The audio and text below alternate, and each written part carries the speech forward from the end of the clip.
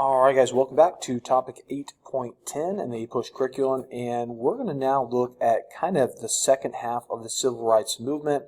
Our earlier look at it, earlier in period A was more kind of the origins, 1940s, 1950s, and now we're going to look at it, how it progresses in the 1960s, and we're going to be looking at some big accomplishments, big steps forward, rather, I should say, but also some significant setbacks that we're going to look at. So let's get into the topic.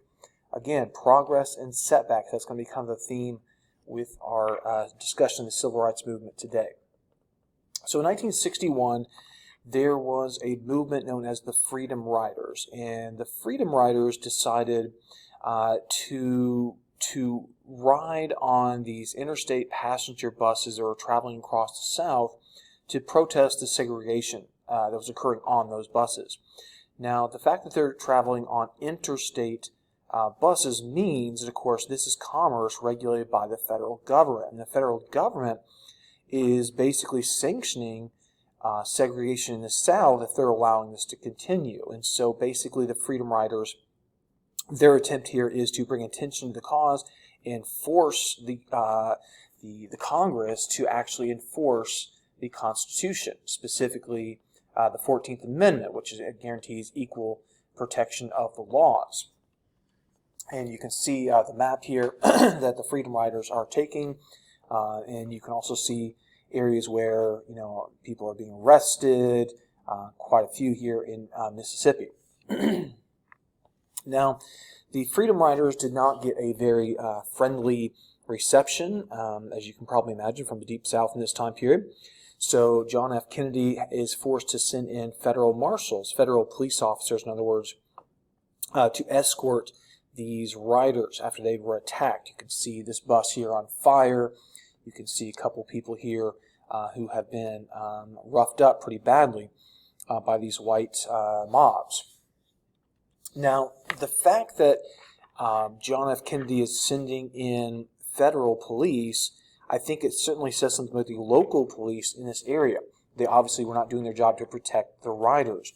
In fact, here is a picture of some Southern police officer posing for the camera, a cameraman here sympathetic to the protesters, and so therefore the police not big fans of this guy, and they're deciding to send him a message. All right, October 1962, we're going to head down to Mississippi again, and James Meredith enrolled in Ole Miss, or the University of Mississippi, which is that's its formal name, anyways, and to force basically the desegregation of this university. And JFK has to send in again ample resources here, federal marshals, troops, to basically allow James Meredith to go to school and not be attacked while he's there. Again, all he's trying to do is just get into this school and sort of open that door so that other black students can go there if they would like. And here's a pretty powerful monument dedicated to Meredith on the grounds of Ole Miss today. All right, so Martin Luther King Jr., let's catch up with him, see what he is up to here in the 1960s. And famously, he was on this campaign to bring attention to and defeat segregation in Birmingham, Alabama. Birmingham was considered one of the most rigidly segregated cities in America, so it seemed like a good place to go if you really want to bring attention to this cause and accomplish something big and dramatic. And MLK was arrested and put into prison during this time. This is where he wrote a famous document, the letters from Birmingham jail. And the response to Martin Luther King Jr.'s protest against segregation, peaceful protest again of segregation, was broadcast on TV. And what Americans saw, particularly in the North, who didn't have a lot of experience with this kind of stuff, they saw these horrifying images of high-pressure water hoses being sprayed at protesters, attack dogs, biting people, clubbings, just really over the top. And again, these are peaceful protesters just basically trying to bring about an illegal and immoral segregationist system in Birmingham. And the response was just so violent and so over the top that it really turned a lot of people against the South. You know, like, what is going on in the Deep South? On June 11th, 1963, John F. Kennedy goes on television, and he decides to take the civil rights cause a little bit more directly to the American people. This is something that JFK, I think, personally felt he should be doing more to promote civil rights, but as a Democrat, he knew that the Democratic South was very much opposed to civil rights legislation. So he, from a political standpoint, he was trying to kind of walk a tightrope there of doing something for civil rights, but also not endangering his own political future. But again, he makes a pretty loud and public call for new legislation to protect African Americans across the country, but obviously especially in the Deep South. Well, the very night that JFK made this address on TV, a civil rights organizer named Medgar Evers was murdered in the driveway of his own house in Mississippi. And so, you know, again, you contrast those two events, right? JFK is saying we need to, civil rights is it's a moral issue, it's a societal issue we have to address. We need moral laws to protect African Americans, and then the very next moments, a well-known African American activist is gunned down in his own home. Now, this brings us to probably the most famous event in the entire civil rights movement. It's the one thing, even if people don't pay attention much in history class, if you ask them something about the civil rights movement, this is the moment that, of course, would come to mind, and that is the famous March on Washington and Martin Luther King Jr.'s I Have a Dream speech. This occurs in August 1963. About 200,000 or so demonstrators gathered in D.C. They're there to demand Congress pass some sort of civil rights legislation, also trying to bring attention to the economic disparity between white and black Americans at this time period, and just trying to, again, getting the message out, trying to turn some minds, trying to change some hearts with these protests. Unfortunately, again, the resistance from the Deep South was strong and violent. And so in September of 1963, there's a very, very sad moment that occurs in Birmingham, Alabama, where a black church was targeted by white activists who were opposed to what was happening in the South. This change where blacks are starting to assert more political authority, economic independence, and that sort of thing. And that is something that went against many white Southerners' view of what the South should be. And so these men carried out this heinous attack, killing 4 black girls in this church, and blowing up a church. I can't think of much worse than you could possibly do. And again, the motivation from the white terrorists, I guess we can only call them, from their perspective, their goal is to try to, I guess, end the civil rights movement or something. I don't know. But the reality is it actually strengthens it, because the images like this gains a lot of sympathy across America for the cause of civil rights. All right, so in 1964, the law that had been demanded for so long is finally passed. We call it the Civil Rights Act of 1964. What it does is it officially bans racial discrimination in most businesses. So no longer can you be turned away because of the color of your skin at a movie theater or at a restaurant or at a hospital or something like that. The federal government also creates the Equal Employment Opportunity Commission, the EEOC. Their job is to go out and actually investigate and eliminate discrimination in hiring. So no more can you be denied a job, again, simply based on your race. That's going to be something that, technically was already illegal, but now is actually going to be enforced because of this law. And you can see the signing ceremony, the ceremonial pins being handed out to various members of the audience. All right, now let's get into sort of an intensification of the civil rights movement, and let's take stock of some problems facing the South. So even though there had been some major steps forward, there were also some big gaps to be filled. And obviously, if African Americans are going to have true equality in the South, they're going to have true political equality. That means their ability to actually vote. And there were all kinds of obstacles to blacks voting in the South. You had poll taxes, literacy tests. You had, KKK and other like-minded groups terrorizing people and not letting them actually register, much less vote. In fact, in Mississippi, only 5% of eligible black voters, 5% of eligible black voters were even registered. And of course, of those 5%, I can't imagine that many of them were actually voting, because how could they possibly have a chance to do that?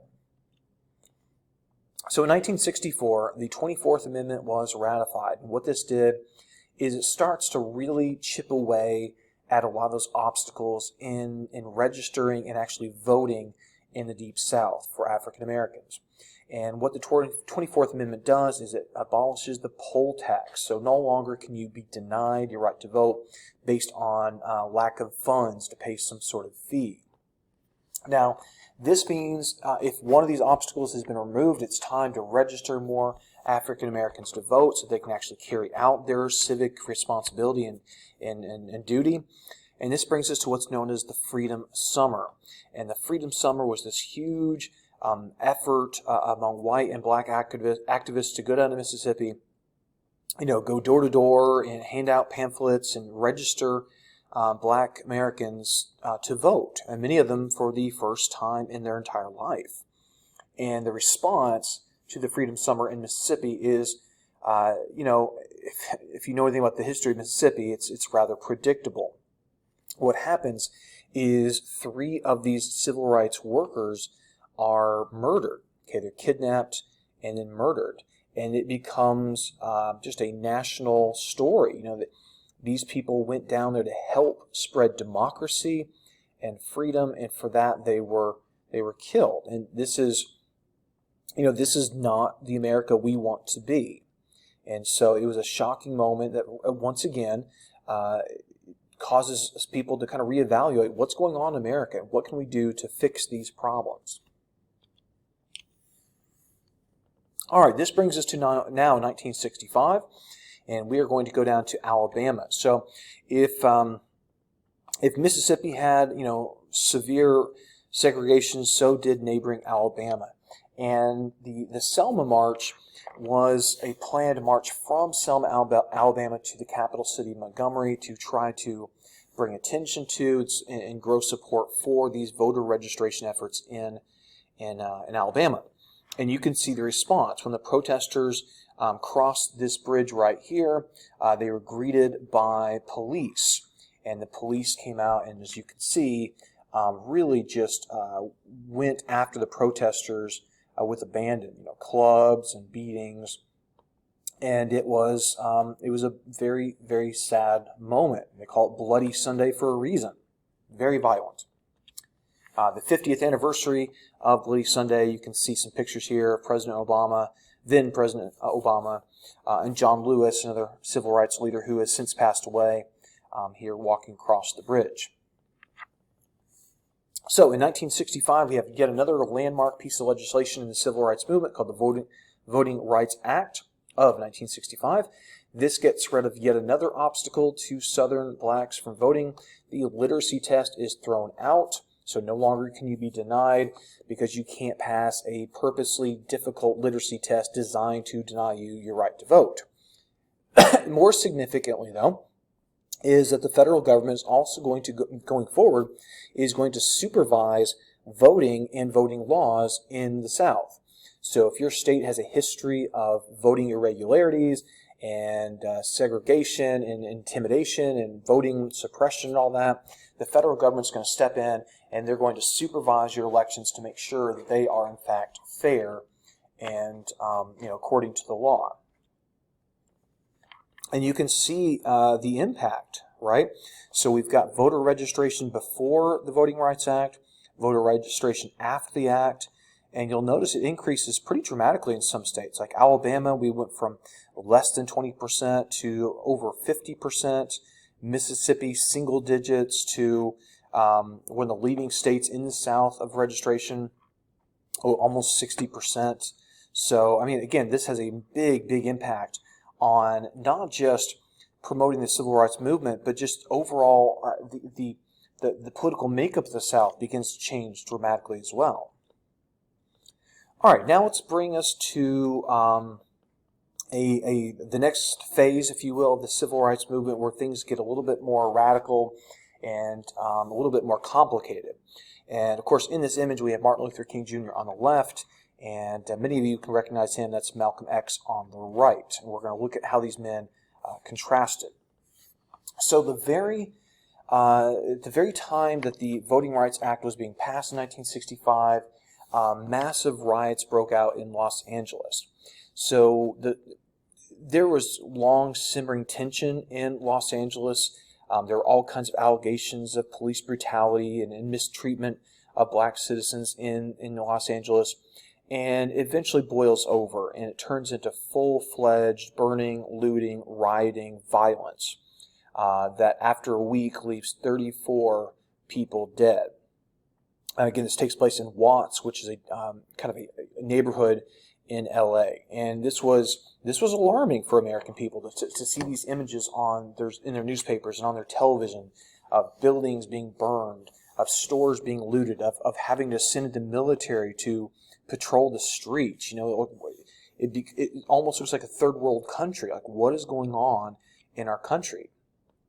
A couple images here of the protests and the looting and the burning and so forth.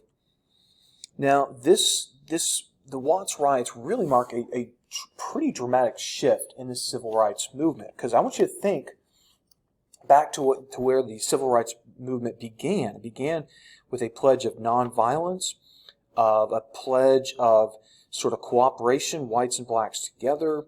We're going to integrate Americans together. And the Watts riots really begin kind of a new phase where some black activists say, you know, enough is enough and integration is not possible. Peace may not be the way forward. Maybe we're going to have to respond with violence. You know, violence begets violence, right? And so at this point, we're heading off to a new direction we're going to call black separatism or black power, where maybe the idea was that blacks and whites simply cannot live, you know, together in the same country. Maybe we need to reevaluate how America works and maybe begin separating along racial lines. And that sounds, you know, pretty radical, right? I mean, that's not the path we envision, I think, most of us for America. But that's where some of these activists were going, because they felt that there was just no door open to them any longer. A good example of one of these black separatists would be Malcolm X. Malcolm Little was his birth name. He converts to Islam, changes his last name to simply X. He is a follower of something called the Nation of Islam, which was founded by Elijah Muhammad. And this was a black Muslim movement that really did not envision this sort of peaceful cooperation with white America. It was more militant, it was more separatist, it was more aggressive. Now, Malcolm X eventually becomes disillusioned with the Nation of Islam and moves away from it into more kind of mainstream Islam. And this was seen as a betrayal, if you will, by the Nation of Islam. And they had him murdered, and Malcolm X was killed in 1965. All right, so another of these more radical, outspoken black activists from the late 60s would be Stokely Carmichael. So Stokely Carmichael became the leader of Snick. Now, if you might remember, Snick was this organization of students where it was an outgrowth of the sit-in movement we looked at in the 1950s. It stands for Student Nonviolent Coordinating Committee. And as time rolls on, as we get to the later 60s, Snick becomes more and more radical, that maybe our pledge for nonviolence is not really the best path forward. Maybe racial separatism is the path forward. And in fact, in 1967, Snick went so far as to expel its white members. So no longer were white members allowed in this organization. All right, another famous example of this Black Power movement is the Black Panther Party. And this is an organization that got started in Oakland in 1966. It was, a lot of factors feed into this: poverty, lack of jobs, and so forth. But the key issue here was policing. That the white police were accused of mistreating black citizens, and therefore the Black Panther Party was created to basically police the police. And images of these guys walking around with shotguns and things was extremely alarming to a lot of white Americans. Like, what is going on in America? Are we heading for some sort of civil unrest? We just don't know. And civil unrest, in fact, we got. So in 1967, riots break out across America, particularly in Newark, New Jersey, and Detroit, Michigan, leaving dozens dead. And what's interesting about those locations, Newark and Detroit, is they are in the north.